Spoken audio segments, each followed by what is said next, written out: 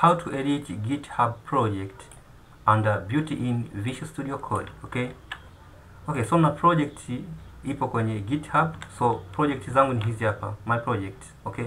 So nataka nifanye changes kwenye project kwa kutumia Visual Studio Code ya umumu. So nitakuja hapa kwenye hii right corner, then nita just click drop down arrow. After then nita just kuchagua new code space. So nita click. So after clicking now, nitakuja ku select a repository ambayo nataka ni andikie code au nifanye changes. So nita just select repository or project name. So project name, for example, na project ya website inaitwa sales my project. Then nita click.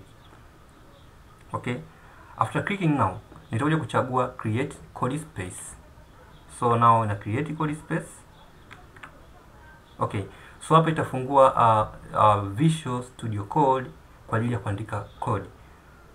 So Visual Studio Code imeshakuwa opened kama unavyoiona. So kama unavyoona hapa na just kudiscover my project files hapo, na muda si mrefu zitaonekana hapa files, kisha nitaanza kuedit. So chochote nitachokiedit kita apply kule kwenye mafaili yangu yaliokuwa kule kwenye GitHub. So project yangu ina mafaili ya PHP na mafaili ya HTML.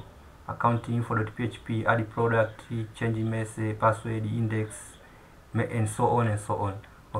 So for example now, just click index.html. Hii ndo index.html. So hapa naja kuja kuedit my project, naweza nika add code, naweza nika remove code and so on. So naweza nikaandika code hapa.